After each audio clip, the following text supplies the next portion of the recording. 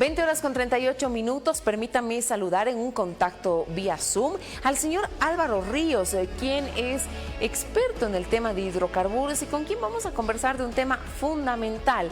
En horas de la mañana, el señor Ríos presentaba un documento denominado Bolivia en debacle energético, en medio de dos grandes productores. Ahí queda Bolivia. Y para hablar de este tema lo hemos convocado. Señor Ríos, buenas noches y bienvenido. Paola Saavedra lo saluda.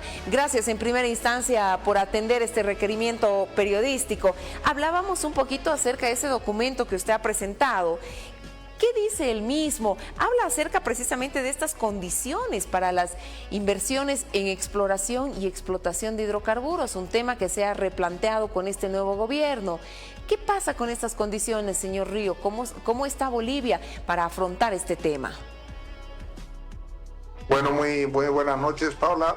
Gracias por la invitación. Y bueno, en realidad lo que planteé esta mañana es un diagnóstico bastante riguroso y serio de la problemática bien profunda que tiene el país en materia energética, ¿no? Es decir, en primer lugar estamos con importaciones dantescas de hidrocarburos, incrementándose en los años que vienen, producción declinante de hidrocarburos, y también pues estamos con una IPFB que yo diría que es es más o menos la Comibol de 1985, es decir, es una empresa que es altamente ya deficitaria, es una empresa que tiene cantidad de supernumerarios, varias de sus unidades pues no son, ¿cómo diría yo? No son rentables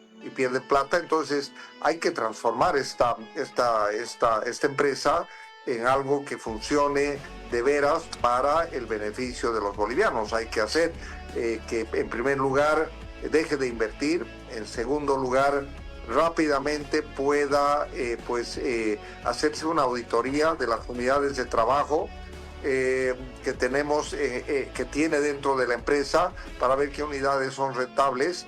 Y tercero, pues tiene que hacerse un recorte también del personal que tiene esta empresa. O sea, se estima que tiene alrededor de 8,000 empleados y bueno, como le digo, si es deficitaria, pues no va a durar mucho. Entonces hay que trabajar IPFB y en tercera instancia, pues hay que crear una ley de hidrocarburos que permita a Bolivia ser competitiva en el ámbito en que nos estamos moviendo, cuando nuestros dos vecinos países pues se han convertido básicamente en nuestros competidores. Es decir, Argentina ha desarrollado desde hace 10 años, viene subiendo producción de hidrocarburos en el presal, en Vaca Muerta, una región muy productora, y Brasil lo viene haciendo en el presal.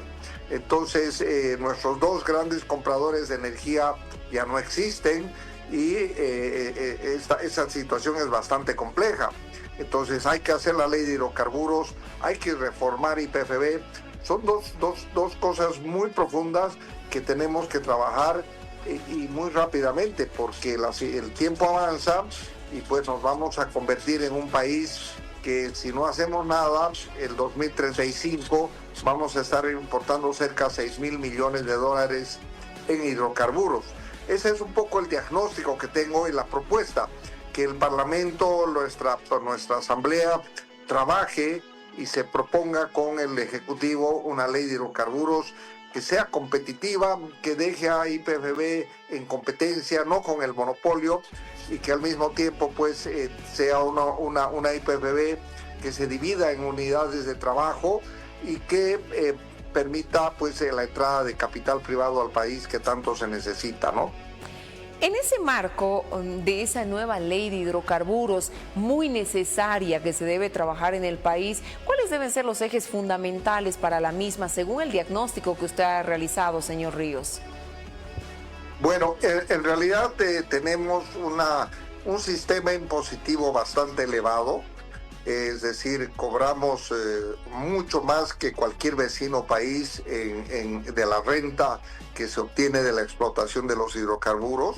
Este es un tema que hay que trabajar, porque yo le digo al pueblo boliviano, 32% de IDH de cero es cero, y 11% de regalía departamental de producción cero es cero, ¿no es cierto? O sea, y eso está a la vuelta de la esquina. En 2029 básicamente el IDH va a ser cero y la regalía departamental va a ser cero. Entonces ese es un tema. El otro tema es que, por ejemplo, preferimos importar, petróleo a $70 el barril del mercado internacional, pero remuneramos a los productores nacionales a $27 el barril. De la misma manera vamos a terminar importando gas natural a $6-7 el millón de BTU y en el país remuneramos a $1 el millón de BTU. Hay que hacer una reformulación de cómo estamos remunerando a los que vienen a invertir y a generar empleo y al mismo tiempo contribuir en tributos al país, ¿no? No podemos quedarnos importando cuando bajo el subsuelo hay todavía hidrocarburos y, como le digo, parte de la escasez de dólares que tenemos es por la inmensa cantidad de dólares que se requieren para abastecer el país con normalidad, ¿no? ¿Qué pasa en ese marco con el tema de la exploración? Esto que se dejó de lado hace muchos años, señor Ríos, ¿es una salida? ¿Cuánto demoraría también este tema? Hablando de esos tiempos que usted hace mención y de esa básicamente crisis energética que podríamos vivir en el país. Y bueno, la exploración es de largo plazo, ¿no? Y lo primero es que tenemos que pasar una ley que combine, como le he dicho, una reducción impositiva y mejores precios en el mercado interno, o sea, que permita obtener mejores precios. Esa combinación conjuntamente con un IPFB que no sea dueño absoluto de la cadena de hidrocarburos, con una ley que garantice un poco la seguridad jurídica en el país, es probable que pueda lograrse inversión privada, pero eso no garantiza, porque si los privados consideran que lo que se ha aprobado en la ley no es suficiente, no van a invertir. Entonces hay que trabajar juntamente con ellos para saber qué condiciones ellos necesitan para invertir en el país. Así funciona el mundo. Y en segunda instancia es que si no conseguimos que ellos inviertan, como les digo, las importaciones de hidrocarburos van a seguir creciendo. Ya estamos importando cerca del 95% del diésel, 65% de la gasolina. El GLP que usted está mostrando en pantalla es lo próximo que se va a importar, y el 2028 estaremos importando gas natural. La ecuación es muy compleja y por eso requiere medidas drásticas de cambiar a IPFB, bajar impuestos y mejorar los precios en el mercado interno. Caso contrario, la situación energética del país va a empeorar. Por supuesto. Y dentro de ese marco, ¿hay que repensar también la NH, por ejemplo? Sí, perdón. Ese es un punto súper importante. Hay que consolidar un regulador. Estaba en mi trabajo que hice esta mañana. Un regulador independiente.